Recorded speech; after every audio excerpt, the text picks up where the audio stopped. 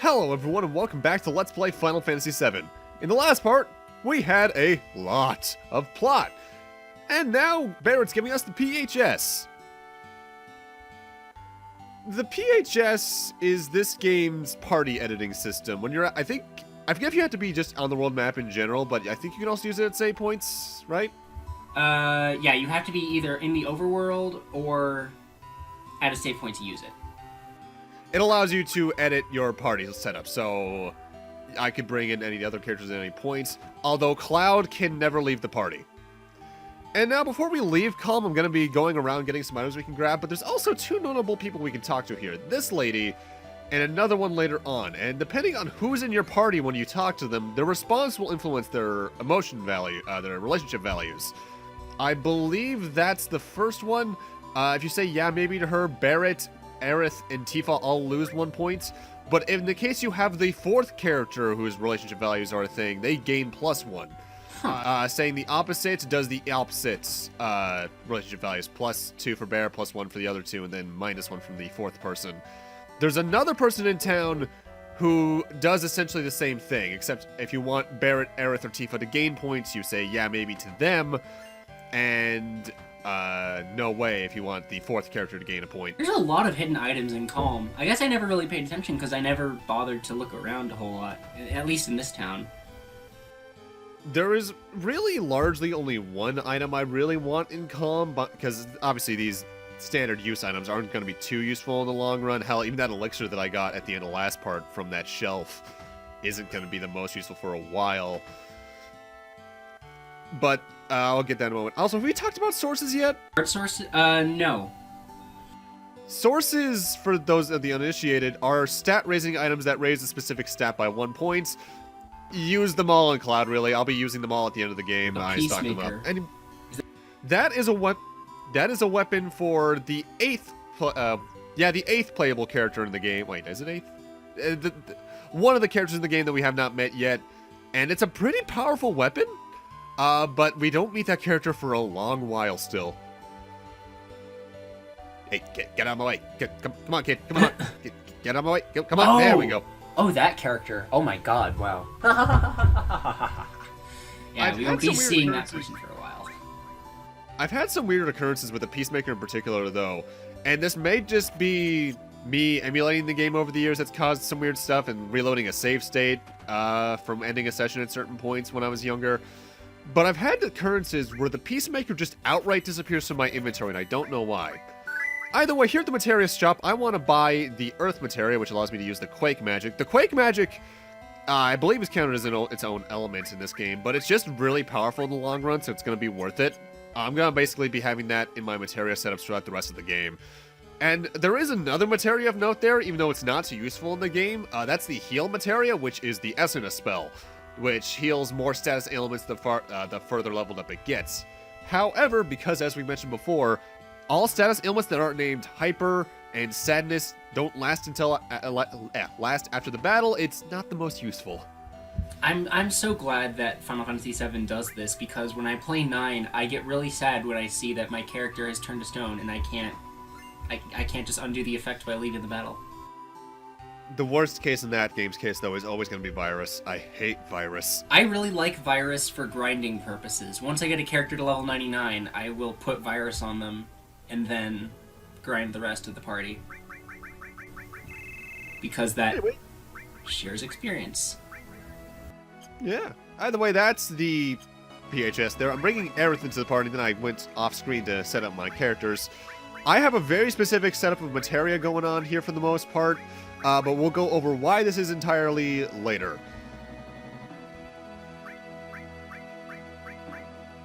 Also, so now we can actually talk about this. I love this game's overworld theme. Cloud's theme is very good. Yeah, it's one of the longer world map themes in the series, I think, too. Yeah. It definitely has a longer loop. Either way, first enemy for the part is a Kalm Fang. 160 HP, 53 XP, 5 AP, 92 gil, weak to fire, so hey, if you got any fire spells on you, you can use that. You can steal ethers from them, and they can drop potions. And they don't really have anything to note beyond that. They're pretty vanilla enemies otherwise. We'll go down pretty quickly, experience fodder. Match or magic? Mantra Magic is going to be a really good bet for getting kills for Aerith through this early portion of the game, just given her lower attack stat anyway. But since I think almost every single enemy skill materia is based off a magic stat, it's very good for her. I always gave Red the enemy skill materia. Even though I don't think he has very high magic, actually. His magic stat's decent. I think the top two... I think the top three, actually, are Aerith, Cloud, and then the character who can use the Peacemaker. Really?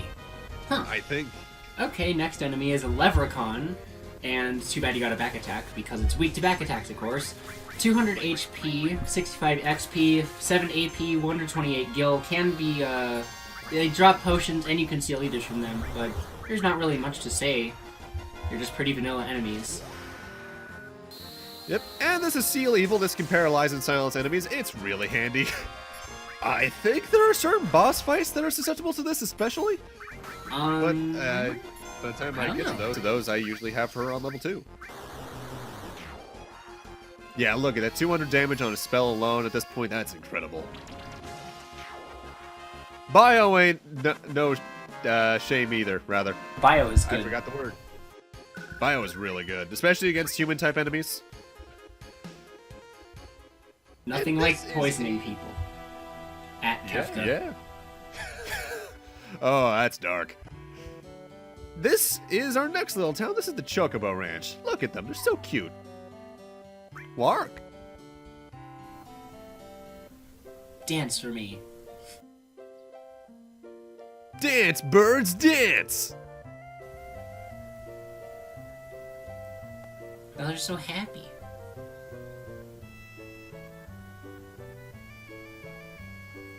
I don't know why, but this always just kind of stood out as strange even for this game. But this is worth doing, because for watching them dance, which goes on longer than it feels like it should for a second, we get a Chocomog materia. You shake the butts. Chocomog is our first summon materia, where if you place it into your materia grid, you can summon particular creatures. And Chocomog is an interesting one in that if you pair it to, I think, either armor or weapon and the elemental materia, it'll count as a wind-type armor or attack. Really good, really good, because I think there's more enemies weak against wind in the rest of the game than any other element. There's a lot of flying-type enemies in this game, yeah. Also, I can imagine that chocobos that dance like that, they were very happy. They're probably all wonderful chocobos. Yeah. Either way, we need to get a chocobo because there is a marsh nearby that has an incredibly dangerous enemy known as the Midgar Zolom that we need to get past. Going through the marsh itself is tantamount to suicide, although there are methods around that. However, we can't get a chocobo from here because they've sold out, essentially. So we need to catch one ourselves. This is sort of the introduction of a long-running side quest in 7, which is the chocobo breeding, but we'll go more into depth with the breeding portion way later towards, I forget if we do it in Disc 2 or 3, but way later in the game either way. You can complete it in Disc 2. Yeah. Now, there are 2 portions of this we need to know right now. We need to encounter chocobos with enemies. We need the chocobo lore materia, which we got earlier, as well as greens. I'm low on money, so I'm going to be probably farming for money off-screen. Greens are used to distract a chocobo in battle. We'll talk more about this in a moment, though, when we actually encounter the chocobos we want. And interestingly enough, there are certain greens that, if used in certain scenarios that aren't battles, you can actually get items out of it. One in particular is, like in mid-disc 2, something like that. You can get a very, very, very good materia. Yes. Either way, before we go after the chocobos, there are a couple enemies I want to encounter in the area around us, such as this. This is the Moo. 210 HP, 54 XP, 6 AP, 130 gil. No elemental weaknesses, but they can drop high potions upon death. The thing we want them to use on us is level 4 suicide. which is a very interesting enemy skill.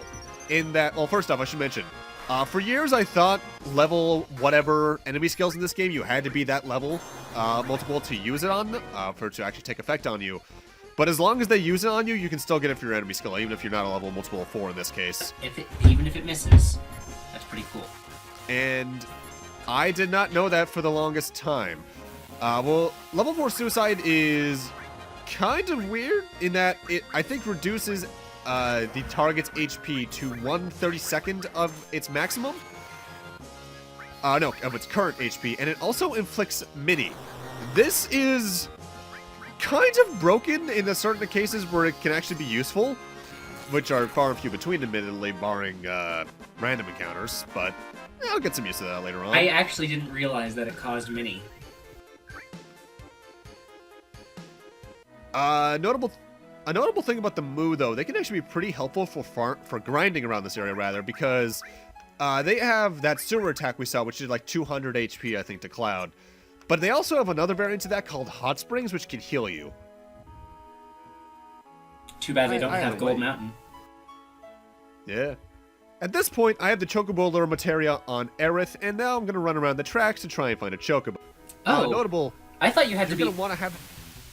I thought you had to be on the tracks to attract a Chocobo. No. Huh. You just have to be in the general area of them. Alright, well, Chocobos are enemies. Chocobos are enemies in this game. Big surprise. 130 HP, 10 XP, 1 AP, and 1 gil. They don't have any elemental weaknesses, but, I mean, it's not like that HP matters a whole lot, because even if you attack them once, they'll just run away. However, I'm looking for right now this particular Chocobo with 2 Levicrons, because if I use greens on it and then use level 4 Suicide, it will use Chocobuckle on whoever used level 4 Suicide, which is the next enemy skill. Chocobuckle, I think, does damage equal to the amount of times you've fled? I can look into that right now, since it's right here. Chocobuckle. Not too useful, though it is notable, the Chocomog summon that we got earlier. It's the only summon in the game that actually has 2 attacks to it. One of them, I think, is the exact same as that. If it's not, it's entirely random. It deals damage based on how many times you fled from battle. So theoretically, you could get it to deal quad 9s for 3 MP. But by the time you get to that point, you can just attack. Yeah. Either way, at this point, I went back into the ranch to use the inn there. That's just in the main house. And this is what my party setup's looking like right now. I have everyone under Sadness in the back row. I have Aerith's limit gauge barred up all the way, and I have this particular materia set up because we're gonna do something risky. If you're new to the game, I don't recommend doing this until maybe mid-20s in levels, if not farther. Because remember that Midgar Zolom thing? Stand in the marsh and it should eventually find you. There you are. We can fight this. The Midgar Zolom is essentially a boss fight without being a boss fight. 4,000 HP, 250 experience points, 25 AP, which is really high for this point in the game. That is basically boss fight level. 400 gil. And the reason I want to fight this is due to the attack it's going to be using towards the end of the fight. It doesn't have any elemental weaknesses, but in terms of the strategy we want to use here, we want to go all out to start.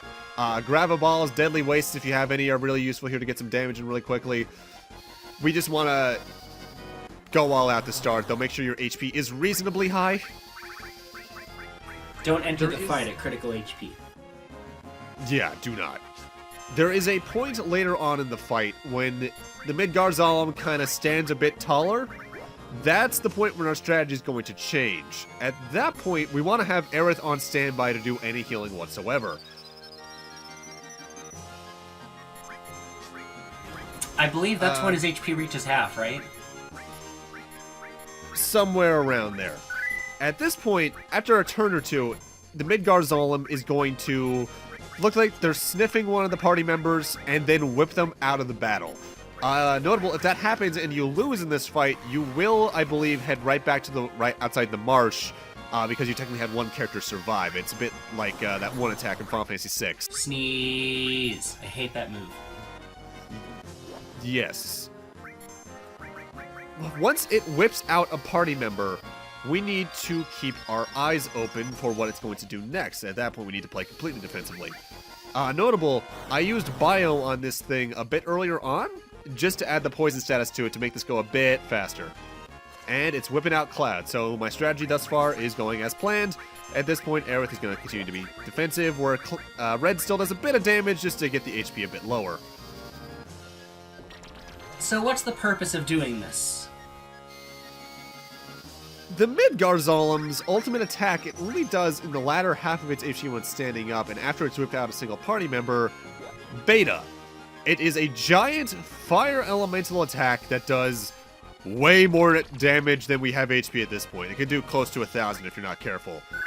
However, Beta is an enemy skill, and if you get it at this point in the game, it is one of the most powerful things you can use throughout most of the first disc. Jesus! Wow, she survived. Good job. Yeah. The moment the beta animation starts, you want to have Aerith use her limit break. That way you can recover from that HP damage immediately. It will probably get a single attack in, which hopefully you can survive, and then you just want to counter by using beta. And then you'll kill it. It should have enough HP left that you will kill it just from this. This is incredibly risky to do.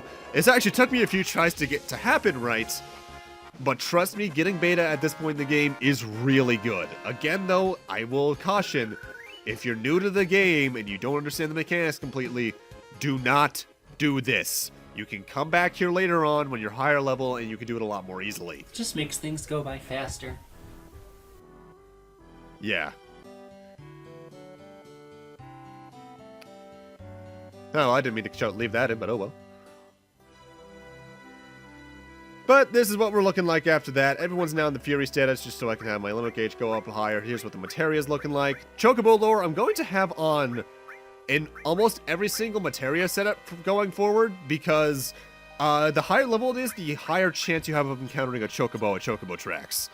And just to make things go a bit smoother, it's best to have it as high level as I can. However, at this point, I'm going to catch a Chocobo again and show you the actual process of doing it so that we can ride over the marsh. Though you don't exactly have to do this, there are two notable glitches with the Midgar Zolom.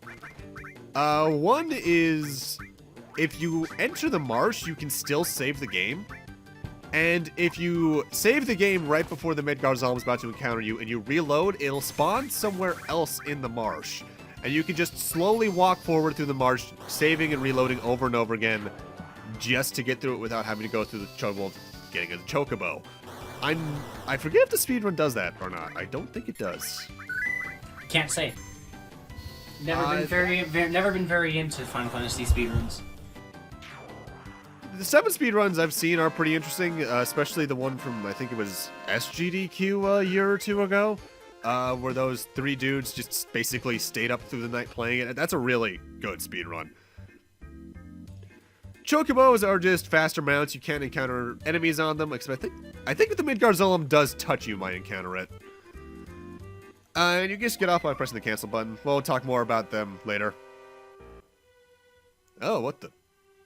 A scene. Which, by the way, if you actually press the menu button right before encountering this, you can skip this. Oh my. That is a dead Midgar Zolom. Damn, Sephiroth.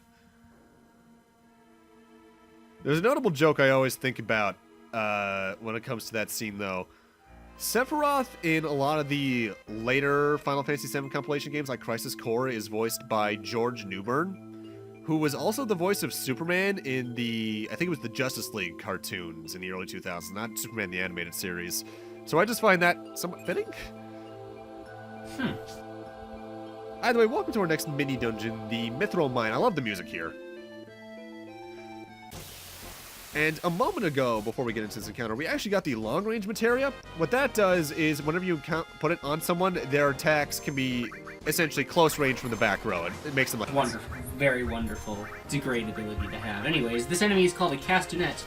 190 HP, 65 XP, 7 AP, 113 gil, weak to fire. You got a fire spell, you'll take them down pretty quickly. You can't steal anything from them, but they can drop high potions. Yep. And the thing is about the Mythril Mine, and we can see it very much here, a lot of the battles in this place have upwards of 4 to, I think the highest you can get is like 6 enemies. And because of that, this is one of the best areas in the game to grind out any level limit breaks that you need that require certain enemy kill amounts. Later on, I will be backtracking here at least once or twice to do that fairly easily. Mantra Magic especially is very good for doing that. Oh yeah, because that's multiple hit. Yeah, and it doesn't split damage, I think. Either way, at this point, I want to run around because there is a specific enemy I want to fight in this area, the Arc Dragon. 280 HP, 84 XP, 10 AP, 180 gil. You can steal ethers from them. That's like a 50-50 shot. They can either drop Phoenix Downs or ethers, but the main thing I want from them is that Flamethrower attack. That is an enemy skill that I want just to complete the list, really. It's not the most useful one in the world, especially now that I have Beta, because they're both Fire Elemental, but gotta complete the list somehow. Just get Beta and the other multi-hit elemental attack, and you're fine. Yeah. I should note though, I think Flamethrower will probably do you pretty well if you didn't grab Beta, just due to its fire elements in the case you want to use that on someone. It seems like there's a lot of enemies weak to fire in this game as well. And here we see the tedium of going for the enemy skill materia, having to wait for the enemies to use it on the correct character. Just get enemy skill materias on everyone. But there's only one at this point, Kenny. There we go. Notable though, we don't have to deal with that forever. More on why later. And let's just use Braver to end this fight off because screw you, dragon.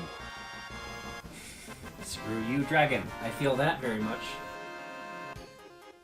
Especially in Final Fantasy 6. Ooh, and Red got his second limit break. Lunatic High. Lunatic High is a very good ability.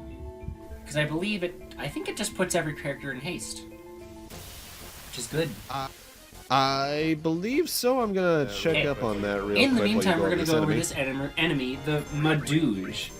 220 HP, 70 XP, 8 AP, and 150 gil. No elemental weaknesses. You can steal a Grand Glove from it, though, and that's Tifa's best weapon at this point.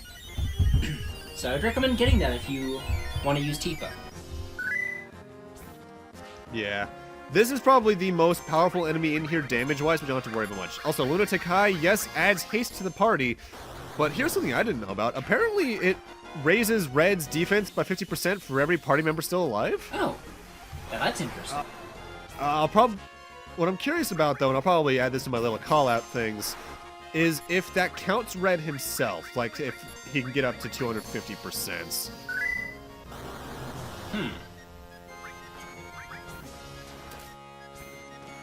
The Mythril Mines, especially after dealing with the Midgar Zolom, can feel a bit easy, though. Just because the enemies have so much less HP. In fact, honestly, going after Beta at this point in the game is probably top 5 hardest things in the game. Oh god, the Turks. Hey, how you doing? Don't kidnap us again, please. He's rude. Rude is rude, man.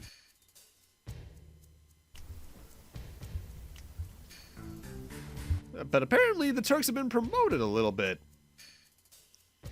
And Rude, you okay, bud? Oh, you're new. This is Elena. She's new because, well, we did kind of completely destroy Reno back at the Sector 7 tower. So she's his replacement. And she's a talker. She's easily the talkiest of the Turks, honestly. Talky Turk. She's hilarious, though. I gotta say. Yeah. Oh, well. Oh, thank you for that information, Elena. They're heading towards Junin Harbor. Good to know. You should keep that in mind.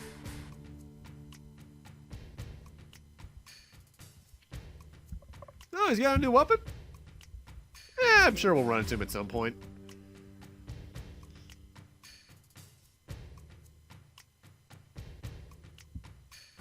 Yeah, he does bring up a good point, though. Aerith is not the priority of Shinra at the moment, just because Sephiroth showed up again. That's cool. Which is why we're not being actively chased. Obviously, if we walked in front of Shinra guns, they'd probably be like, "Hey!" But for now, we're sort of free. But before we leave the Just a bit. cave, before we leave the caves through that passageway, we want to come up here to grab these 2 items, and now we can get out of here. Ooh, elixirs. It's not like you'll be having 99 of those by the end of the game. Totally not. Either way, next enemy is the Crawlers. These are very good enemies to grind your kill-based limit breaks on. 56 XP, 6 AP, 65 Gil. Can drop high potions.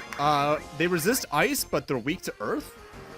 And I think all they have is cold breath and bite. I don't think they can actually do anything beyond that. The Not crawlers magic. in Final Fantasy IX are worse, because they attack with their stomach. Yeah. Not very hard enemies. Again, this is a very good place later on. So I'm assuming you're doing it with Aerith just to bring hers up, because it's particularly hard to give her the kills.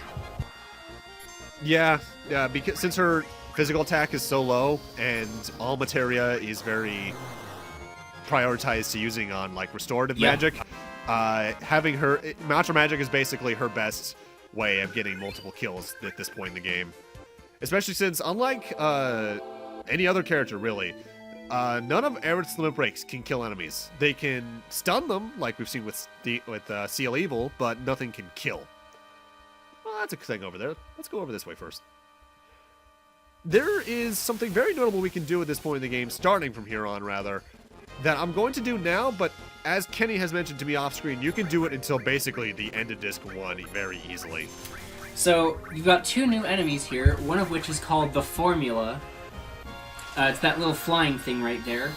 240 HP, 65 XP, 7 AP, 120 Gil, weak to wind, which is probably why the Chocobo materia is very good here. You can steal a boomerang from it, and I don't particularly know when that's actually useful. Very soon. It's a better weapon for a character we'll be meeting within the next 2 hours. They can also drop high potions, I think, but the main reason I'm finding this one right now and trying to steal the boomerang is just so I can get it. And the other enemy, even though it's dead at this point, is the Neo Sephiroth, not Sephiroth. 150 HP, 53 XP, 5 AP, 146 Gil. Can drop high potions, and that's about of note with them. Their attacks aren't anything noteworthy, they're just kind of there. They're essentially ads for a lot of other enemies at this point because they're usually with other enemies. But my main goal is to get into the forests over here. Any of these will work, I just prefer to get into this big one over here because it's the largest and thus I have the most room to run around in. And now I just run around and hope I get the right encounter. And I did. The Mystery Ninja. We don't know who this is. So at this point, you can encounter this character at 5 different levels. However, she's currently level 17. 600 HP, 160 XP, 20 AP, which is a lot, and 40 Gil. No elemental weaknesses, but something special happens after a while. Yeah, and the further you get in the game, because you can only encounter this character in forest-type areas like this, the farther you get into the game, the more likely you are to find her, to the point where I think Kenny brought up in the last notable forest you can encounter her. It's almost a guaranteed shot. Yeah. Like a 254 Something like that. It's practically, it's almost impossible to miss her at that point. Also, Beta can miss. Yeah, magic can miss in this game occasionally. But that should be it. And notice how she didn't fade away. Time for something a bit special. Because we have a cutscene with the Mystery Ninja. Alright, so there's some things I should note here. Obviously, follow the responses to her as I do them. But never enter your menu. Don't go to the save point. Don't talk to your other party members here. Just talk to her and respond as listed. Because otherwise, she'll run away. And it's usually because, like, a text box covers her and such. But Doesn't she also steal money from you if you answer wrong? Maybe? I honestly forget if she does. However, I should note there is a benefit to failing this. I'll talk about what that is in a moment, though. But yeah, what should you do? Yeah, why don't you come with us? Let's hurry on.